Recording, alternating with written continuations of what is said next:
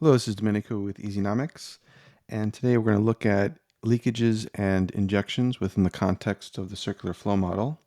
There'll be a link to a video that explains the circular flow of income model, where we look at economic decision makers and their interdependence, the households and the firms, and how they interact in the resource and product market.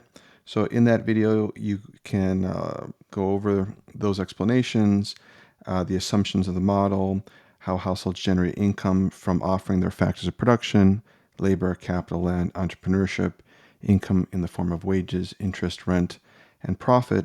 In addition, within the context of macroeconomics, we've learned that within the circular flow model, we can quantify the value of all final goods and services produced within an economy in a particular time period, usually 1 year, by using the expenditure approach. And here we're tracking spending by households in the circular flow model to gauge the quantity of goods and services consumed in a particular time period so that we can measure over time whether that quantity is increasing or decreasing.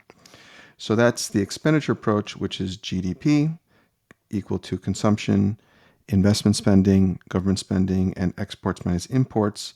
The value of spending should be equivalent to the value of all outputs produced in the economy. And in addition, we may assume that spending is equal to income if the household spends all of their income.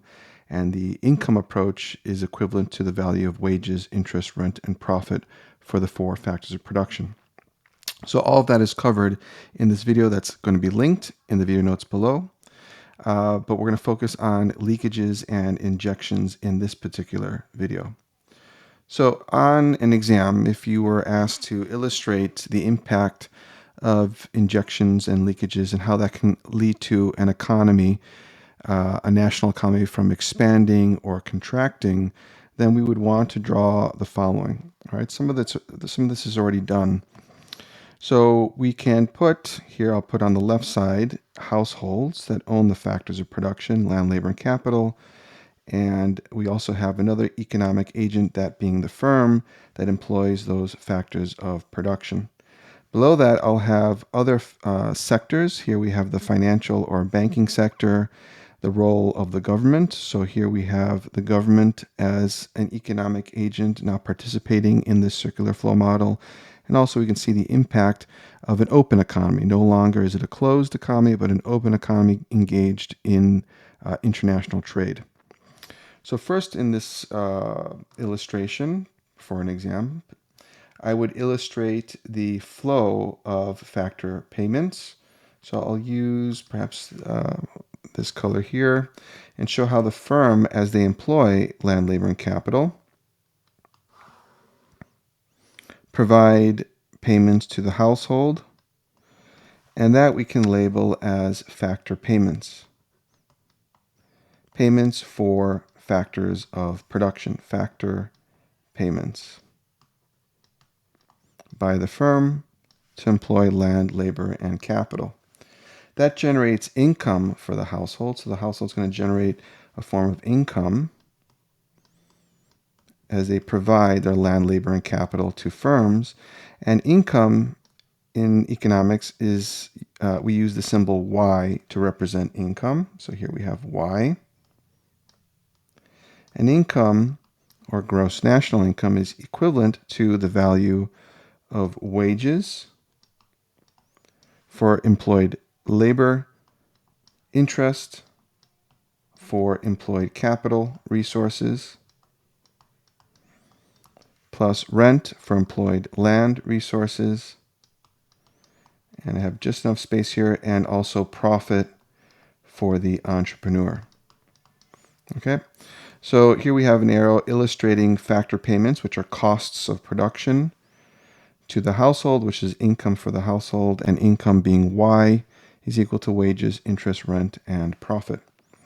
We can remember from our previous video on the circular flow model, when we look at the income approach,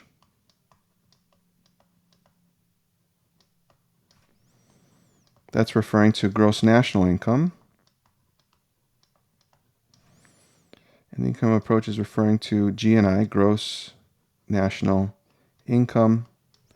And the value of that, one formula for that, there's another that we'll discuss in macroeconomics, but to keep it simple, gross national income is simply the sum of the income generated by the household by offering their land, labor, capital, and entrepreneurial skills. So here we have, again, it could be wages plus interest plus rent plus profit. Okay, so we see that there. All right, we also want to remember that the objective of the household in this model is to maximize utility, or the satisfaction gained by the household when they consume goods and services, and the maximization of utility drives the household to get the lowest price possible in the product market and offer their land, labor, and capital at the highest price to the firm. Opposed to the household, we have the firm, and their objective, we're going to assume, use this color, is to maximize profit. There could be other objectives of the firm, revenue maximization, sales maximization. It's covered in macroeconomics, but we're just going to keep it simple and assume that the firm's going to maximize profit. And they achieve that by employing land, labor, and capital at the lowest cost possible while selling their output at the highest price possible. Okay?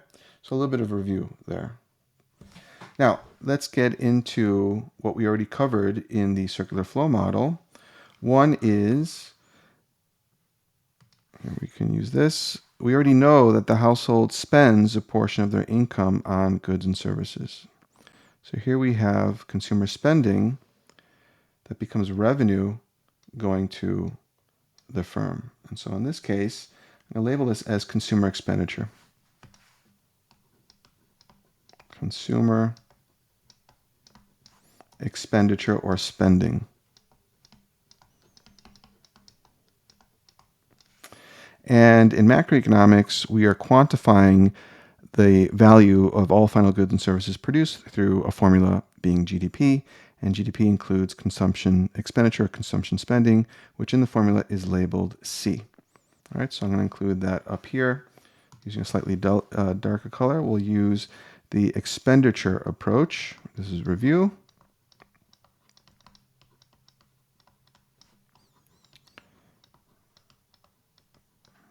It's an approach to quantifying the value of goods and services produced in a country over a particular time period, and that is referring to GDP, gross domestic product, and it is a formula.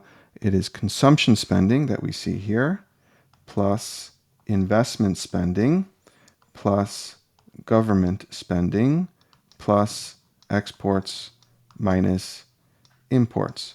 So here we see consumption, which is right here, already covered in the circular flow model. Households take a portion of their income and they spend it on goods and services to cover their needs and wants, necessities and luxuries. And this is, should be noted, is consumer spending on domestically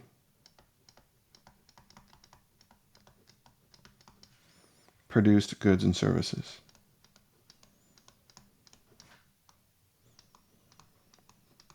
Goods and services produced within this economy. So that's not taking into account imports. Okay? So there is the C component of GDP. But we know that households don't spend all of their income, that there's a portion of their income that is saved. And so we'll illustrate a portion of their income being saved and going into the banking sector, the financial sector, perhaps going into a savings account. So that's a leakage. That is money leaking out of the macro economy, the national economy, and it's being saved within the financial sector as savings within that banking sector. So there, we're going to label that as savings.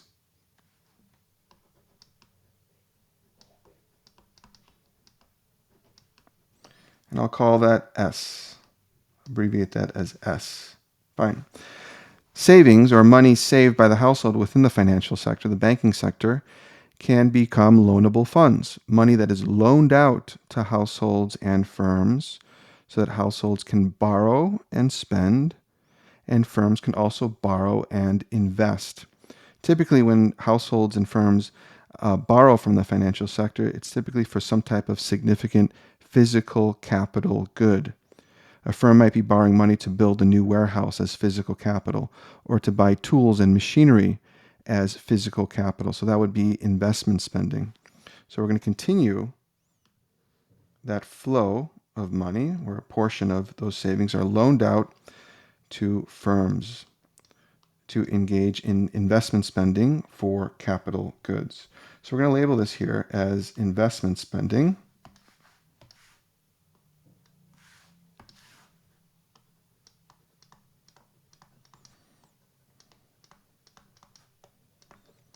Which is also a component of GDP.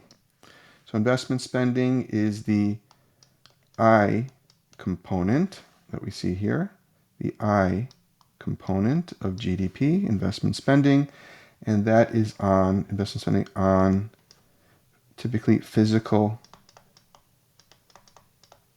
capital goods. Okay? So that investment going back into the economy is considered an injection back into the circular flow. Households will spend on domestically produced goods and services. They will also save a portion of their financial capital, which will end up in the banking sector, that can be borrowed and spent by households and firms as investment spending. And households are also taxed by the government. So here we have the government sector taxing households. So we'll illustrate a portion of income being leaked out. Actually, let's go over here. Portion of income being leaked out and going to the public sector or the government sector as taxes. So here we'll call this taxation. And I'll give it the abbreviation of T. And governments that collect taxes, that becomes tax revenue that the government can use to spend back into the economy, perhaps in the provision of subsidies. And so we'll see the flow of that perhaps going to firms, maybe in the form of a subsidy.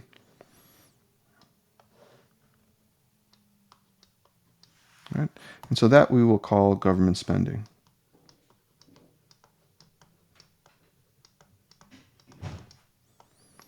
And we will abbreviate that as the letter G in the GDP formula. So here we have government spending. That is the G component. So here in GDP we have consumption spending plus investment spending plus government spending. Okay. One final portion here. Households might be buying domestically produced goods produced within our borders, but they also can be importing goods from another economy. So let's say, for example, you're living in Spain, you're a Spanish resident, and you take a portion of your income and you buy a good from Japan. Your euros as income is spent and sent to Japan to acquire that product from Japan. So that money has leaked out of the Spanish economy and gone to Japan in this case. So here we're going to illustrate a leakage of income from the household being used to buy an imported good. And it's going out into the global economy, leaving the domestic economy in the form of imports. So this is spending on imports. But spending on imports. And we're going to give it the letter M for imports, which we see in the GDP formula, M within that bracket there.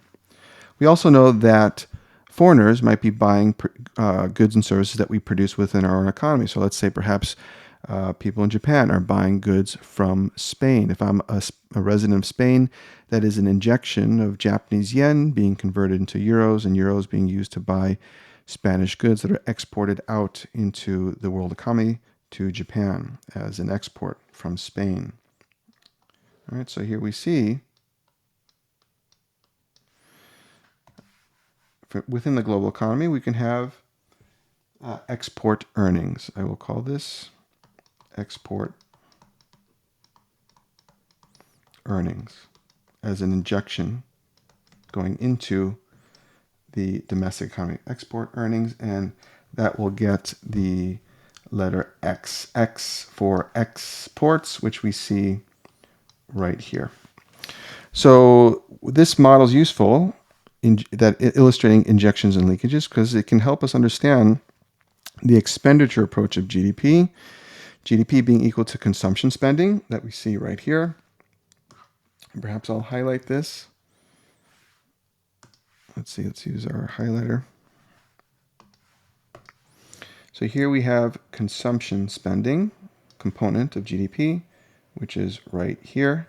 Then we have the investment spending component of GDP, which is right here. Then we have the government spending of GDP, which is also right here.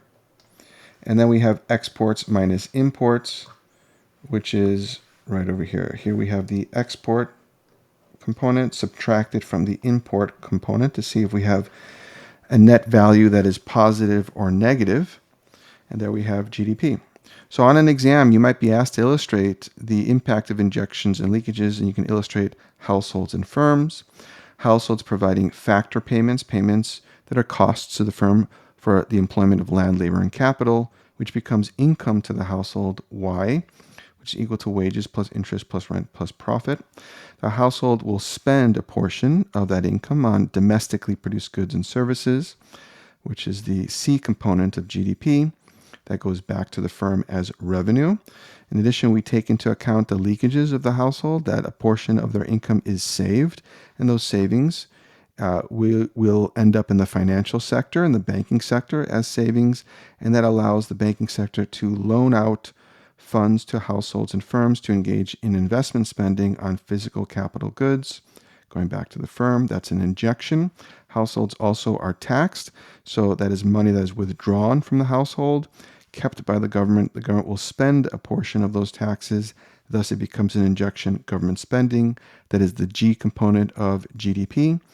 In addition, households may import foreign produced goods, so that's spending on imports that leaks out of the domestic economy. However, we might also be exporting into the world market where foreigners are injecting their money into our economy to acquire our exported goods. So there is exports. GDP equals C plus I plus G plus X minus M, exports minus imports. Now, this is important because then we can understand how an economy expands and contracts. So we take into account this idea of the withdrawals or leakages, money that's leaked out from the household in the form of savings, taxation, and spending on imports. And we're also going to take into account the role of injections, the role of investment spending, government spending, and exports into our economy. Now, leakages as a formula, we can write this out. Okay, here we have leakages or withdrawals, W for withdrawal. So as a formula, withdrawals, and this is helpful because later in macroeconomics, you're going to learn about the Keynesian multiplier, the marginal propensity to consume, to save, to tax, and to import. So this is going to be useful knowledge at that point. So withdrawals are equal to S for savings. Oops. Let me put that back up. Let's use the same colors again. So here we have S for savings. Then we have T for taxes. Then we're going to have M for imports. Savings plus tax plus imports is a formula for the withdrawals or the leakages from the economy. Injections, or J, would be equal to, injections would be equal to the value of investment spending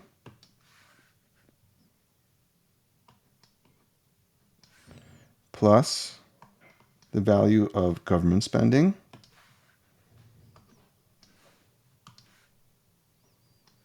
plus the value of exports. Okay? So please be mindful of that. Withdrawals include savings plus tax plus imports, and injections being the sum of investment spending, government spending, and spending by foreigners on our exports.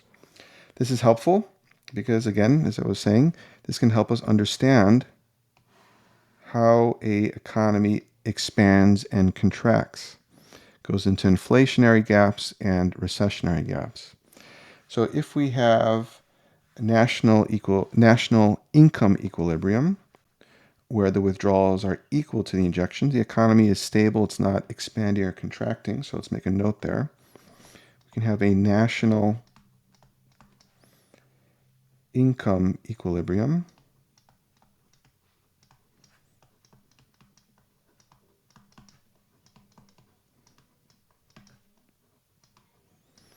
and that national equilibrium would be these two components being equal to each other, where withdrawals are equal to the injections.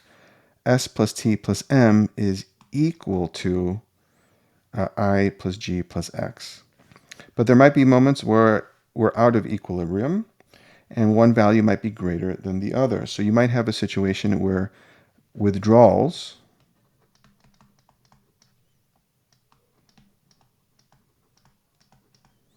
W is greater than the injections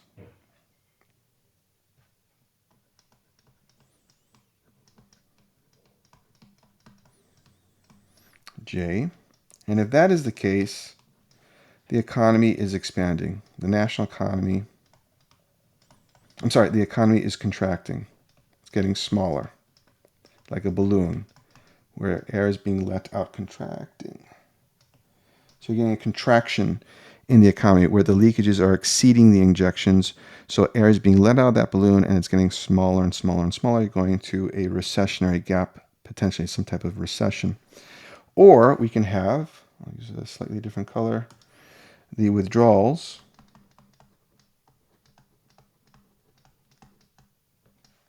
W being less than the injections